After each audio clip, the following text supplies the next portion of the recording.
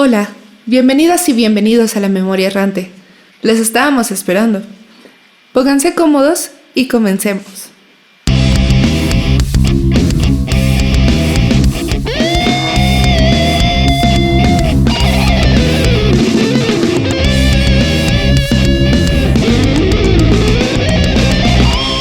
La Memoria Errante. Historia de boca en boca. Los 41 maricones.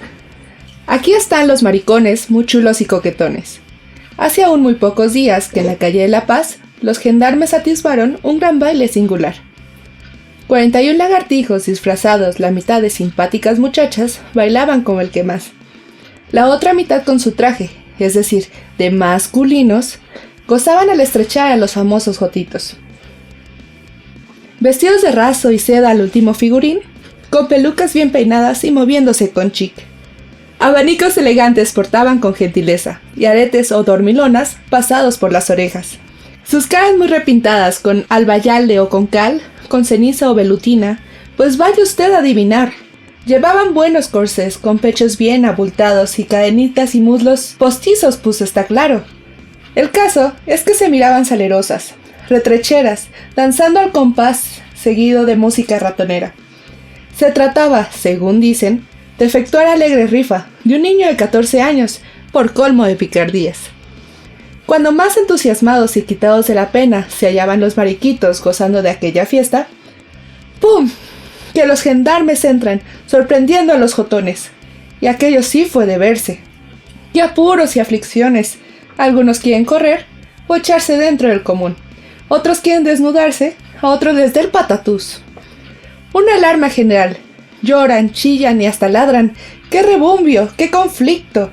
Pero ninguno se escapa. A todos, uno por uno, la policía los recoge, y el tlapisquera derecho se los va llevando al trote. Hola, ¿qué tal? Mi nombre es Beatriz y los acompañaré en esta aventura. El día de hoy nos acompaña Abigail Campos, estudiante de Historia de la Facultad de Filosofía y Letras de la UNAM, para hablarnos un poco sobre el baile de los 41.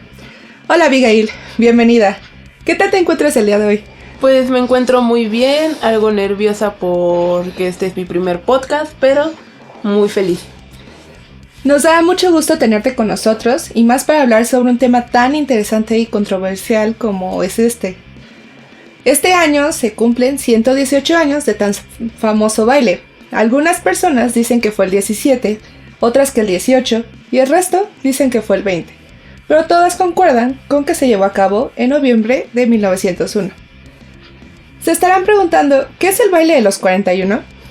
Pues en el diario El Popular, el día miércoles 20 de noviembre de 1901, se publicó una nota sobre un baile clandestino donde se sorprendió a 42 hombres, la mitad vestidos con elegantes ropas de mujer y la otra mitad con ropa de hombre.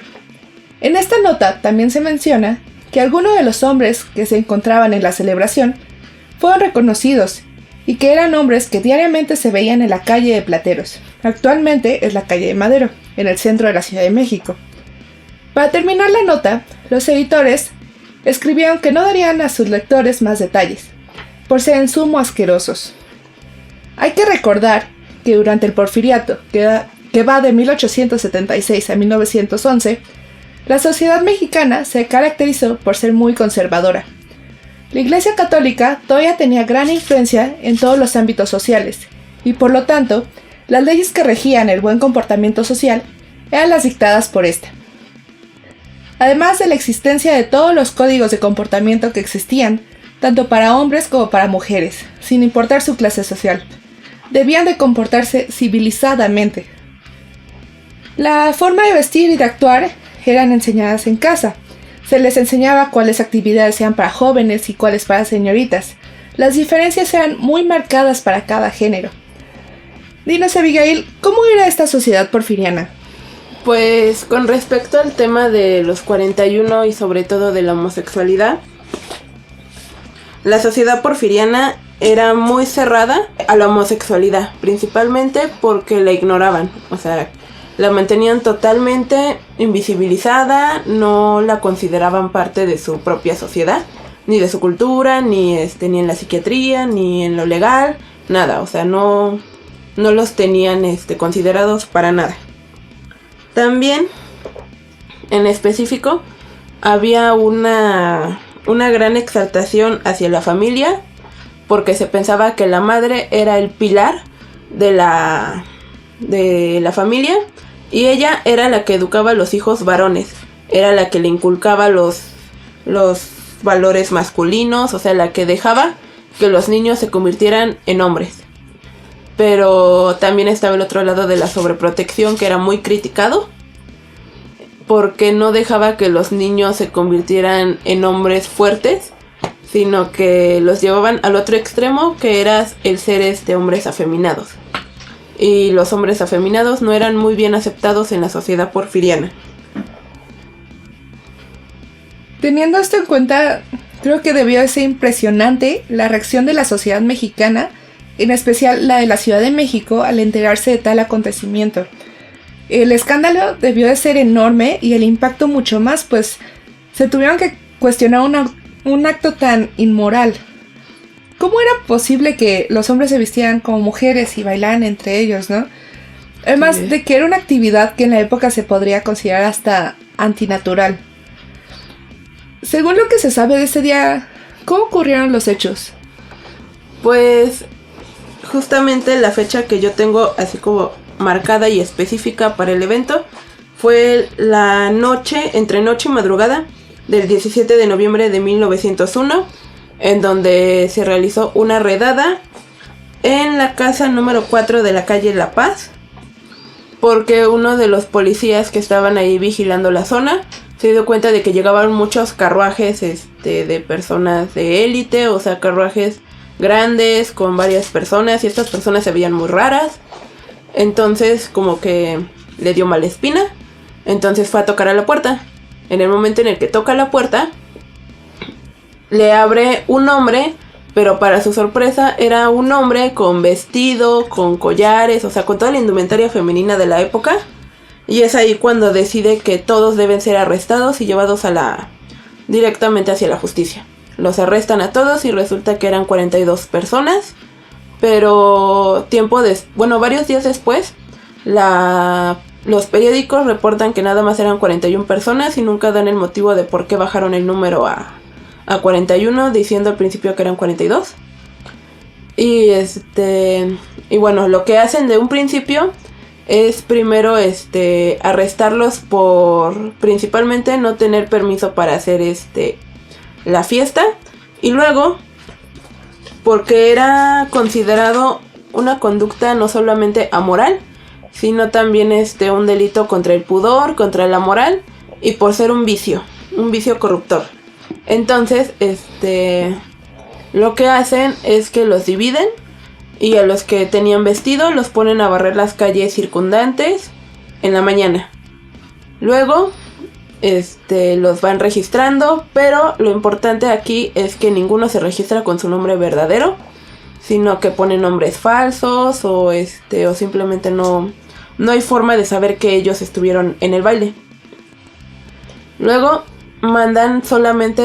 castigan solamente 19, mandándolos a Yucatán para servir al ejército, pero esto causa mucha indignación en la población porque consideraban que el ejército era un gran honor para hombres que no eran considerados como tales, sino que eran considerados inferiores, anormales, no consideraban que esas tareas pudieran desarrollarlas ellos, sino que ellos ni siquiera deberían estar ahí. Entonces lo que hace el gobierno es que mediante varias notas de periódico se justifican y especifican que no van a hacer por ejemplo batallas o van a ir al campo, sino que más bien van a hacer trabajos de limpieza o administrativos, o sea, como que esos trabajos en oficina, para que la población no se les fuera más encima, porque estaban también muy indignados por el número de que nada más fueran 19 personas las enviadas a Yucatán, y no los 41 o 42 como se estaba diciendo en un principio. Para esto se tiene dos hipótesis. La que dijeron en la prensa fue que nada más enviaron a 19 porque eran los que estaban vestidos de mujer, y por otro motivo porque fueron indagando en cada uno, los fueron interrogando, y descubrieron que en realidad no tenía nada que ver con esas supuestas desviaciones de la época, sino que más bien habían sido invitados al azar, o sea, les habían dado una invitación en algún lugar y ellos habían asistido a la fiesta, pero al final no sabían de qué era la temática o por qué había hombres con vestido, o sea, como que eran inocentes supuestamente, y por eso los dejaron en libertad. Pero el otro rumor, y que es el más creído, es que los que no fueron encarcelados pagaron por su libertad. Porque como se mencionó, muchos eran de la alta élite mexicana y podían pagar por su libertad. Y los que no pudieron fueron enviados a Yucatán como reprimenda. Se dice que el yerno del presidente de ese tiempo, que era Porfirio Díaz, fue partícipe de ese baile, pero lo dejan escapar, o sea que era el número 42. ¿Qué nos podrías decir sobre esto? Pues solamente hay rumores acerca de que Ignacio de la Torre y Mier fuera el número 42, porque como les dije, nada más se registraban con nombres falsos y al final como que todo lo falsearon. Nada, ninguna de las identidades salió a la luz específicamente, pero sí se tiene como esa certeza en el imaginario popular de que Ignacio fue el número 42, pero no hay documentos, no hay alguna causa probable que nos diga que en realidad él fuera el número 42, pero lo que sí se sabía, también a rumores, pero esto era mucho más fuerte y más específico, era de que en realidad él sí era homosexual y que asistía a esta clase de bailes tanto en México como alrededor del mundo, y que después del baile su esposa Amada, la hija de Porfirio Díaz, lo supo, pero aún así no se separaron y siguió siéndole fiel a él. Bueno, hay dos versiones de este chisme. De que él tuvo amistad, bueno, no amistad, sino que fue cercano a Emiliano Zapata. Uh-huh. Entonces hay de ahí dos rumores. El primero, bueno, es que sí, Emiliano Zapata trabajó para Ignacio con sus caballos, pero resulta que se fue después de unos meses porque no le habían gustado los avances que Ignacio había tenido hacia él. Entonces, supuestamente eso reforzó la homofobia de Emiliano Zapata. Y también está el otro rumor de que sí tuvieron algo que ver, pero a la vez no. Entonces fue así como de sí lo sabía, sí sabía que era homosexual y sabía que se sentía atraído por él, por Emiliano, pero no correspondió no lo correspondió. Uh-huh. Y también bueno, ya cuando lo de la revolución, lo mantuvo prisionero y lo estuvo pasando de estado a estado hasta que Ignacio murió. Y pues eso es como lo que hasta el momento se sabe de él y de su doble vida. No, porque también de Emiliano Zapata decían que era... Ajá. Dicen que fue homosexual. Ajá, sí, y por eso ese es uno como de los... Lo que se alimenta el chisme, ¿no? Ajá. Después de haber sido enviados a Yucatán, ¿qué ocurrió con los asistentes al baile? ¿Se dio a conocer sus identidades? No se dio a conocer sus identidades porque primero en ningún documento oficial existían sus nombres reales porque fueron falsos, pusieron nombres falsos. Y luego, porque, como mencioné, la gran mayoría supuestamente pagó para que su identidad fuera ocultada, pero con el paso del tiempo, y por ejemplo en varios periódicos, se iban aclarando de que no, tal persona que supuestamente estaba en la lista, porque se publicó esa lista de esas personas, pero todos sabían que eran nombres falsos, sino que, y cuando sí había algunos verdaderos, esas mismas personas o familiares o amigos mandaban una carta al periódico que hubiera sacado esa lista y decían, no, es que mi primo, mi hermano o yo no, nunca estuvimos en esa fiesta, no somos de ese grupo, no somos o sea, no, yo no formo parte de ellos. Uh-huh. Entonces, se iban desmintiendo nombres, se iban, no había como esa certeza de que en realidad, hubieran tenido un castigo aparte de los que se fueron a Yucatán. Uh-huh. Y de que en realidad esos nombres fueran verdaderos. Oh. Sí, porque en el diario El Popular, bueno, estuve leyendo las noticias del tiempo y decían que eran personas que te los podías encontrar en la calle de Plateros, así. Ajá, sí. Y que era algo de pescadores o algo así. Ay, de eso sí no sabía. Sí, no sé bien, pero eso dice el periódico. Ajá, El punto es eso, de que eran personas como que las podías encontrar en la calle. Entonces ¿cómo pueden decir esto si no sabían bien sus identidades? Ah, es que se tenía después del baile, como muchos pudieron pagar su libertad, entonces como que relacionaron eso de que pagaron con el dinero. Y como había en esa calle de Plateros, supuestamente, bueno, sí, había mucha gente de dinero, o sea, pequeños, o sea, jóvenes que nada más iban y gastaban su dinero, o sea, como que no les importaba, que eran juniors, por así decirlo ahorita. Y por eso lo relacionaron. Y también los periódicos lo decían, de que eran supuestamente lagartijos que iban, que estaban ahí en las calles de Plateros, se los pueden encontrar ahí, entonces lo relacionaron la ciudadanía. ¿Sabes qué significa esa palabra de lagartijos? No exactamente, pero me puedo imaginar que es como un término despectivo como el de calavera. Yo sé cómo se utilizaba.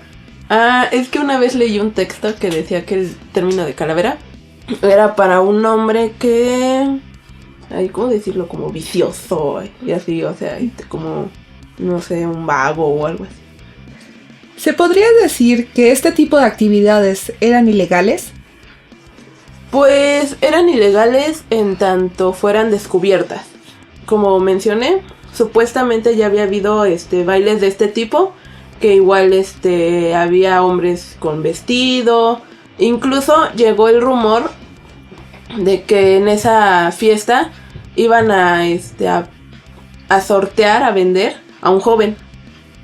Entonces, ya también estos rumores venían de supuestamente otras fiestas, pero como estas no se habían descubierto, nada más eran rumores y no había esa certeza.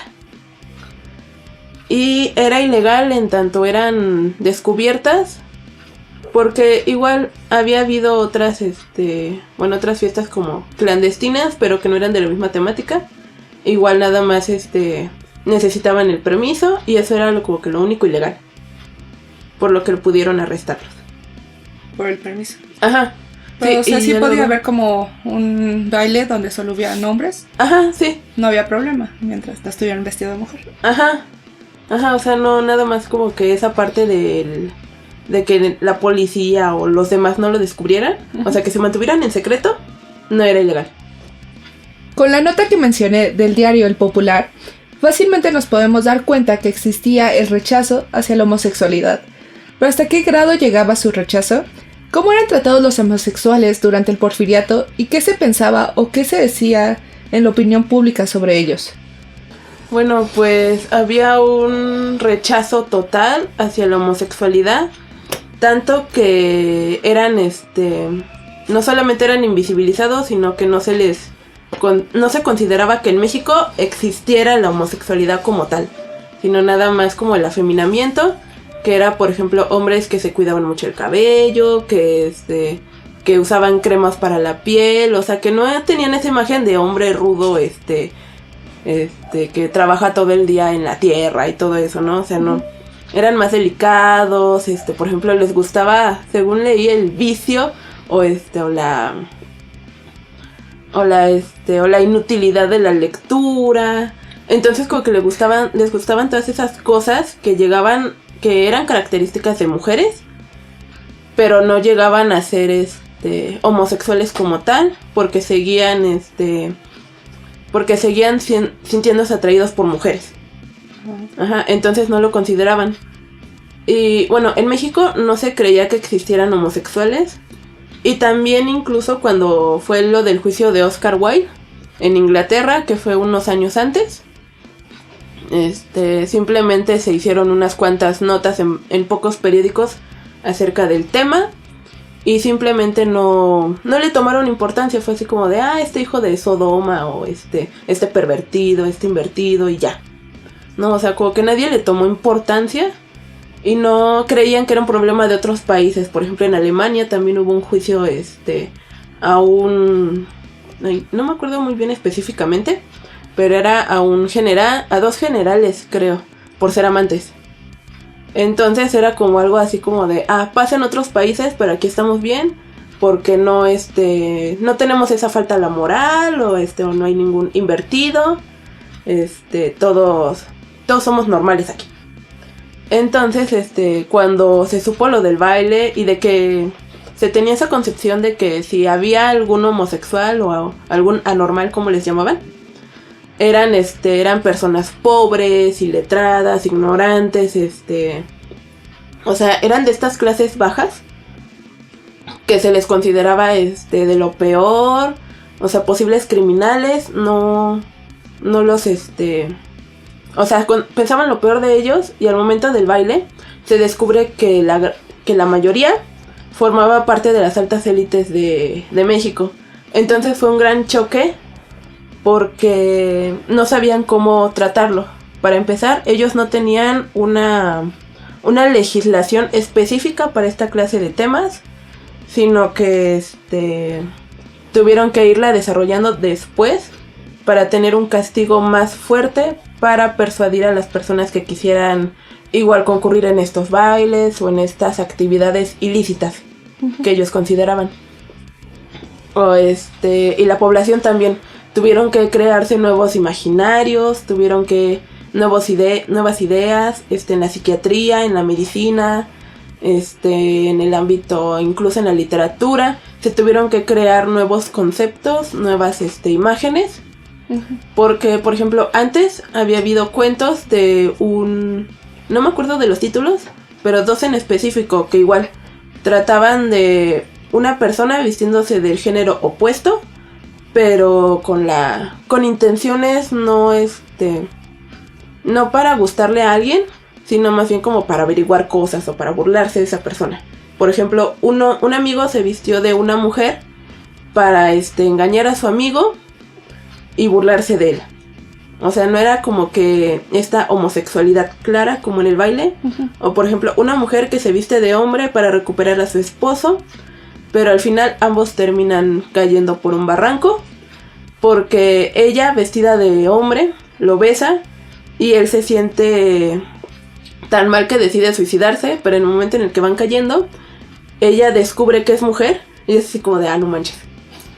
Ajá, entonces era como que no se tenía este pensamiento de la homosexualidad, sino nada más como que estas inversiones de papel y ya, o sea, nada más era una cosa de ropa. Y luego con el baile se dijo, no, es que esto es algo más, significa algo más. Entonces, principalmente la psiquiatría fue la que dio una legislación, un discurso, para que luego lo retomara la ley y la ley pudiera castigarlos como tal. Entonces sí fue un gran choque para la población, para las instituciones que no estaban preparadas para algo similar. Y y simplemente fue un rechazo total desde un principio, porque los consideraban anormales, diferentes, o sea, no querían ver algo diferente, porque eso ya los trastocaba mucho. Entonces, al principio esto de la homosexualidad era considerado algo más como cosa de clase, algo más de criminales. Bueno, sí, la homosexualidad se relaciona directamente con la criminalidad. Incluso hubo varios criminólogos de la época que específicamente en sus tests, en sus preguntas a los criminales, tanto mujeres como hombres, se les preguntaba si tenían alguna desviación sexual, o sea, si habían mantenido relaciones con personas de su mismo sexo o no. Entonces era como el vínculo de mala crianza con la criminalidad y la homosexualidad, o sea, era como todo el paquete junto. Y no, y por eso no se le consideraba de clases altas. Porque ellos no, ¿cómo van a ser Porque se supone que tenían una buena educación, ¿no? Entonces ellos no podían. Ajá, o sea, tenían una buena vida, lo tenían todo, ¿por qué serlo, no?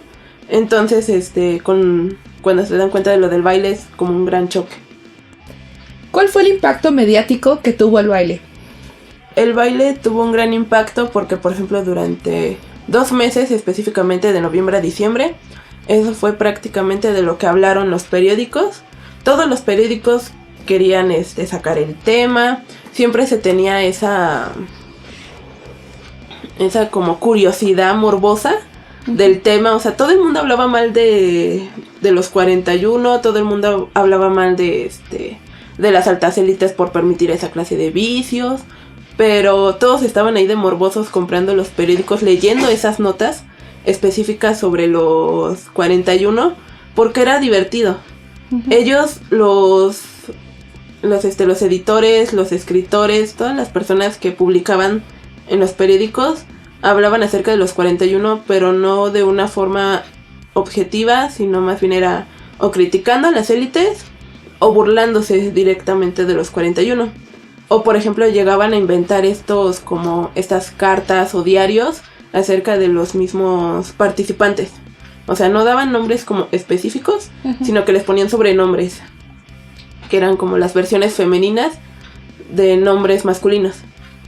Entonces, ellos publicaban cartas y era como que muy...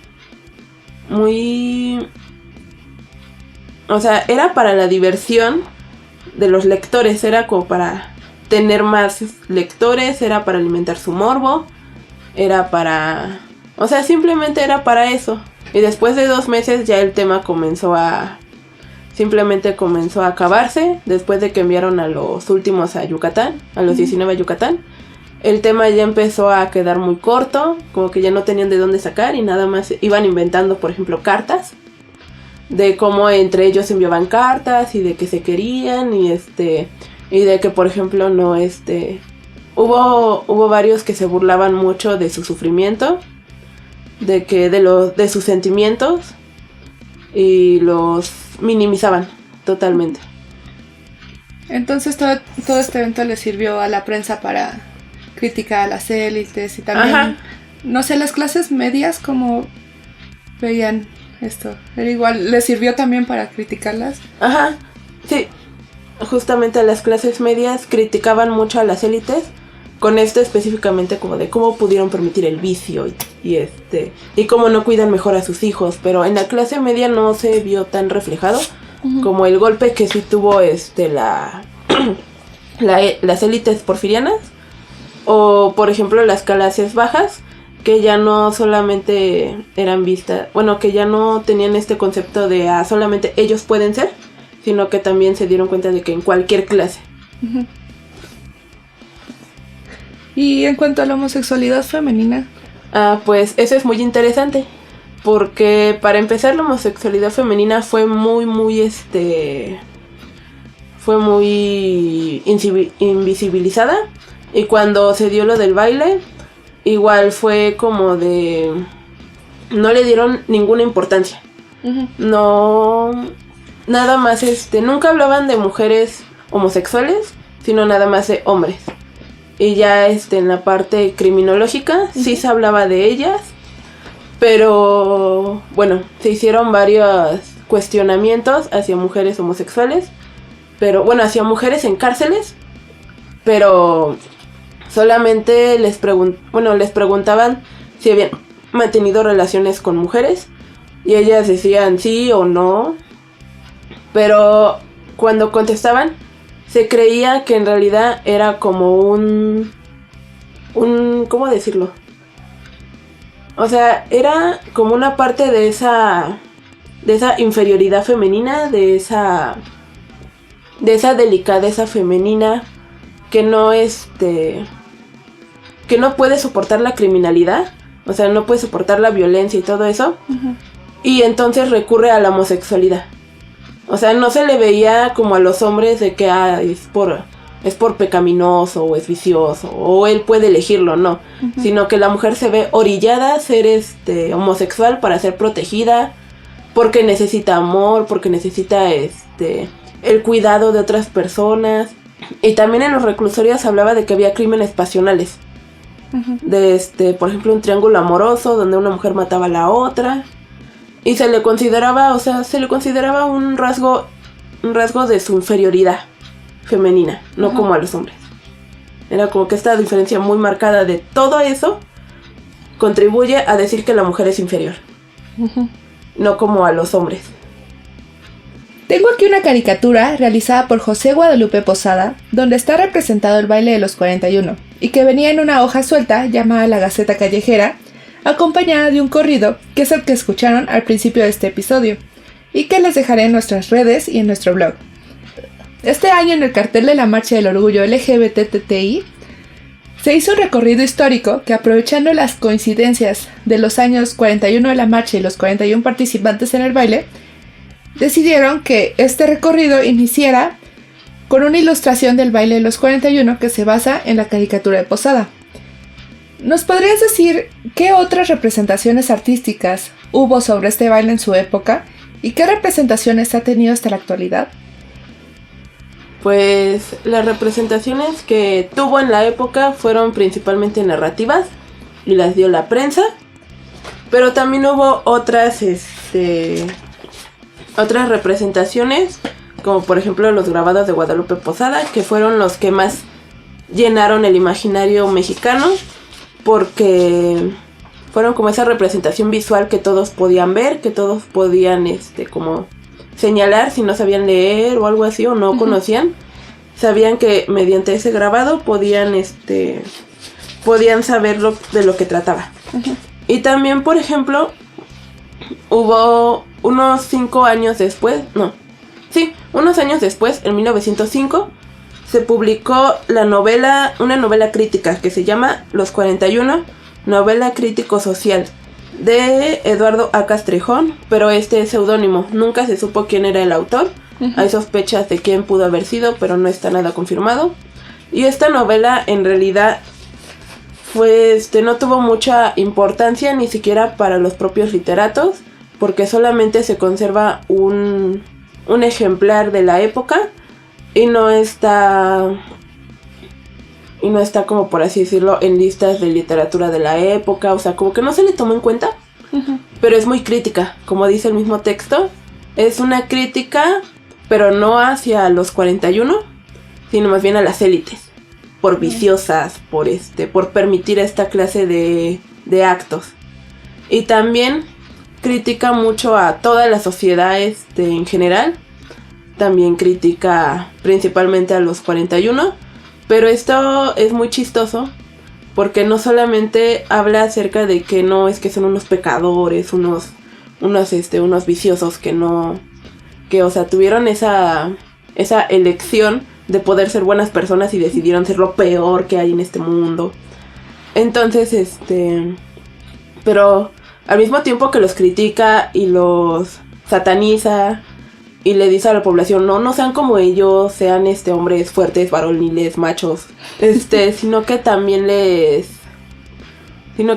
cierto placer al describir, por ejemplo, tiene descripciones muy grandes acerca de cómo se van probando vestidos, de cómo se siente la tela en la piel de los hombres, de cómo se van probando la joyería, de cómo se maquillan.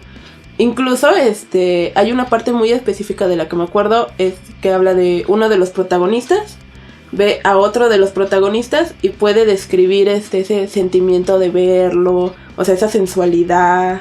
O sea, no fue solamente la crítica, o sea, sino que tiene esta otra parte. O sea, es también como un testimonio de la... Ajá, o sea, como que quiere ser muy específico porque la novela habla acerca de la preparación del baile, más bien, empieza con un baile antes, que igual fue de lo mismo, pero no los atraparon, sino que dijeron, ¿por qué no hacerlo más grande? Y empezaron la organización, luego el baile en sí, ya luego su captura, y luego cómo mandaron a estos protagonistas a Yucatán y su redención. Bueno, y la redención de unos pocos, pero también habla de otros protagonistas que son como por ejemplo las parejas en público de los hombres que asistieron al evento. Porque... Y con estas dos mujeres, específicamente, una es de clase alta y otra de clase media. Entonces quiere reflejar que la de clase alta no solamente es una viciosa, sino que la califica como Una la describe como una mujer que solamente busca diversión, o sea, no está como que apegada a lo que debe ser una mujer como al hogar, ser pura y toda esta clase de cosas. Entonces la va rebajando tanto que termina siendo una prostituta que termina abandonando a su hijo, que en realidad ya no sabe ni en qué día vive por lo borracha que está. Y la amiga de clase media es justamente como esta representación de lo que debe ser una mujer de callada, que se dedica al hogar, se dedica a su familia, cuida a los que tiene alrededor, es una buena mujer, o sea, es como virgen. Entonces también a esta mujer la lleva a una relación con un hombre, igual que era como de clase media baja. Y bueno, la salva de un incendio. Y esta mujer se enamora de él, pero él también quiere que se enamore de él, no porque la salvó, sino porque es un buen hombre. O sea, es un obrero trabajador. Uh-huh. No es de una posición alta, pero al final, como es honesto, es trabajador, le puede dar un buen hogar. Entonces su familia termina aceptándolo. Entonces es esta crítica como a toda la sociedad en general, tomando como entrada el tema de los 41. Y sobre las representaciones actuales, yo nada más la que puedo resaltar es una escena que está en la serie de El vuelo del águila. Sí, ¿no? Sí, El vuelo del águila. La novela de televisión, ¿no? Ajá. La novela donde se representa en exactamente como 10 minutos más o menos, en un capítulo, el baile de los 41. Y de cómo, bueno, en esta serie se asegura de que Ignacio de la Torre y Mier fue el número 42. Y también se da este enfrentamiento entre Ignacio y Díaz, uh-huh, donde Díaz le dice que no lo quiere volver a ver haciendo esa clase de cosas, o sea, ¿cómo puede ser posible? Está casado con su hija, o sea, como que esa reprimenda, Ignacio lo acepta. Y también como está destrozada su esposa, porque su esposa lo quería muchísimo, o sea, lo seguía, siempre le estaba implorando a Zapata que lo liberara. Cuando lo capturó, le imploraba que lo sacara, daba dinero, o sea, todo lo posible para estar con él otra vez, y estuvo con él hasta el día de su muerte. Oh. Ajá, entonces sí lo quería muchísimo. Entonces como que para ella sí fue muy, muy impactante, uh-huh, descubrirlo, y lo demuestran aquí en esta escena de la serie. Muy ilustrativa. Sí. Bueno, pero así como sí ha habido otros textos y trabajos que hablen de pues hecho, ¿no? Pues hasta ahorita yo no he encontrado como que otros textos que traten específicamente del tema, pero sí hay por ejemplo, antes de 1901 hubo cuentos. Uh-huh. Hubo cuentos que hablaban acerca del afeminamiento masculino, que se lo reprochaban a la madre, que, uh-huh, era por la sobreprotección de la madre, de no dejar que, por ejemplo, sus hijos prácticamente se estuvieran matando mientras jugaban. Por eso no fueron hombres verdaderos, por eso no tienen esa masculinidad así bien marcada. Entonces, por ejemplo, el cuento que más encontré señalado por los autores en los que estuve estudiando era Chucho el Ninfo. Uh-huh. Sí, de José T. de Cuellar. Ajá. Entonces él tiene este cuento donde es un joven, es un niño que es muy muy sobreprotegido por su madre y termina siendo como estereotipo del afeminado, pero nunca llega a ser homosexual. Uh-huh. O sea, se puede ser afeminado y ser y no ser homosexual, o ser afeminado y homosexual, o homosexual y ya. Uh-huh. Entonces nada más estaban como estas representaciones de los afeminados como una crítica hacia la sobreprotección materna, pero no he encontrado así como que textos que vuelvan a hablar del tema de los 41. Uh-huh. Pero su repercusión en la sociedad sí fue más significativa, porque desde entonces el número 41 ya no apareció, por ejemplo, en listas militares, en en instituciones militares ya no se usaba el número 41. O sea, se pasaban del 40 al 42 y la gente, principalmente los hombres, ya no cumplían 41 años, sino era 40 más 1 o 42 menos 1. Ajá. Y entonces eso se podía ver hasta hace unos años, de que no nada más evitaban a toda costa el número 41. Y decían que era mala suerte, ¿no? El número 41. También. Sí, entonces como que no sabían por qué el número 41 era de mala suerte o por qué no había que decirlo, pero simplemente lo hacían. Y estaba esto. Entonces, bueno, aquí para la sociedad porfiriana, la culpa de que los hombres se volvían homosexuales era de las mujeres. Por la sobreprotección de la madre, una parte, y otra de las esposas que también eran viciosas, ¿no? No, es que bueno, sí, era principalmente porque la madre se veía como el pilar de la familia y que ella debía inculcarle a sus hijos esos valores masculinos. Pero no, con la esposa no, porque se podía hacer como la esposa de Ignacio, que es Amada. Ella no era este estereotipo como que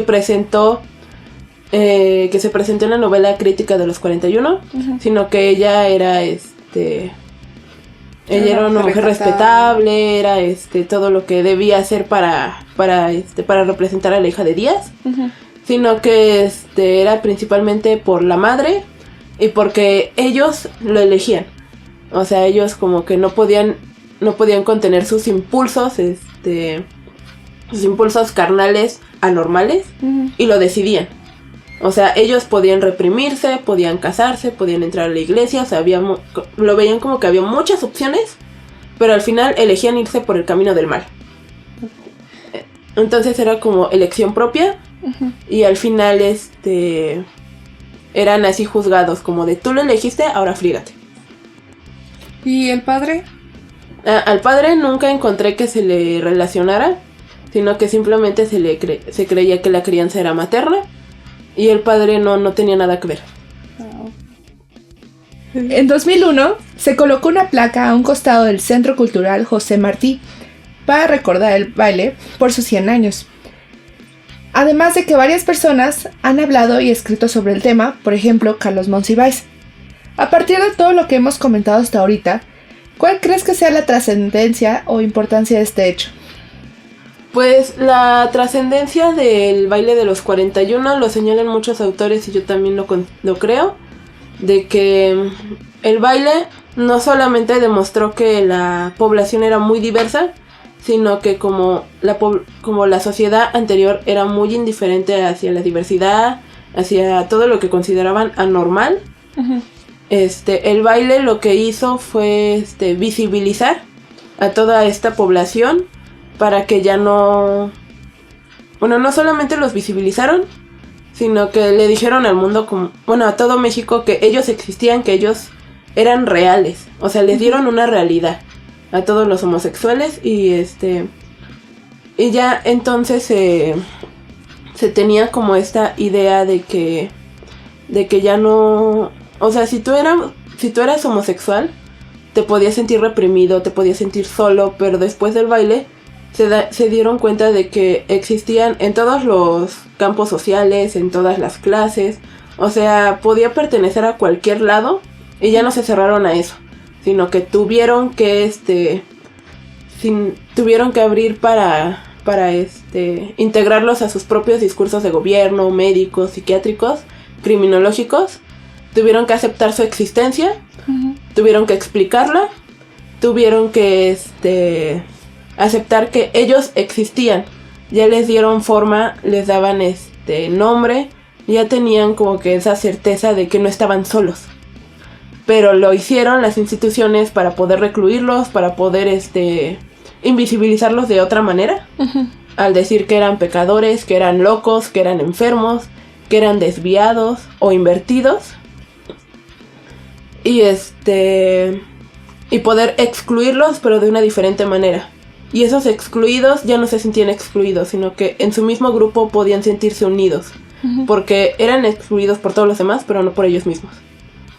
Entonces esa es su importancia de que los volvieron una realidad. O sea, se volvieron una realidad que ya no podían tapar. Y a partir de esto, estos grupos homosexuales también pudieron... Ajá, se crearon grupos de resistencia, grupos para visibilizarse más y para no solo decirle al mundo aquí estamos, sino también para decirles no estamos enfermos, no estamos locos, no somos lo que ellos dicen de nosotros, sino que somos gente normal, simplemente tenemos un gusto diferente, nos atraen personas diferentes, nos enamoramos de personas diferentes, pero eso no tiene que ver con la inestabilidad de la sociedad, o no va a caer un meteorito solamente porque somos gays. O sea, es eso. Y aparte, pues llega hasta la actualidad todo eso que aprendieron, ¿no? Ajá, exacto. Se fueron haciendo esos grupos de resistencia para decirle al mundo, para poder empezar a normalizarlo. Para que el mundo ya en el momento en el que los vea tomados de la mano, entre dos hombres, entre dos mujeres, ya no se les haga raro y puedan así como que aceptarlos totalmente. Y es sorprendente, ¿no? Que en la actualidad sigan teniendo que luchar por eso, porque conserva también la sociedad mexicana las ideas porfirianas de que es pecado, de que está mal, de que cómo van a hacer eso y de que es culpa de los padres también, ¿no? Exacto, de esa religión tan rígida que hasta ahorita sigue instalada en México. Pues muchas gracias, Abigail, por compartirnos todo esto. ¿Algo más que quieras agregar? Pues les agradezco mucho la oportunidad de grabar el podcast y también que seguiré trabajando en el tema, y que como un dato curioso, en la propia novela que ya les había hablado de la novela crítica de los 41, hay es muy específico el autor al referirse de que los hombres tenían trajes específicos para ellos mismos, o sea, no los tomaban de sus esposas o de sus novias o de algún familiar femenino, sino que eran como diseñados para ellos, y de que incluso llegaban a usar ropa interior femenina, solo para dato curioso, y que muchas gracias. ¿Nos podrías repetir el nombre completo del libro y el autor? Por si alguno de nuestros escuchas gusta buscarlo, consultarlo. Ok, la novela se llama Los 41, novela crítico-social, y el autor es Eduardo A. Castrejón, pero es un seudónimo. Y fue publicado por la UNAM. La UNAM lo recuperó y tiene un prólogo de Carlos Monsiváis. Bueno, pues muchas gracias, Abigail. Esperamos tenerte pronto otra vez aquí en el podcast. Sí, muchas gracias. Esto fue La Memoria Errante. Recuerden darnos like y comentarnos cualquier duda que tengan o algo más que quieran conocer sobre este u otros temas. Los esperamos en la siguiente transmisión. Gracias.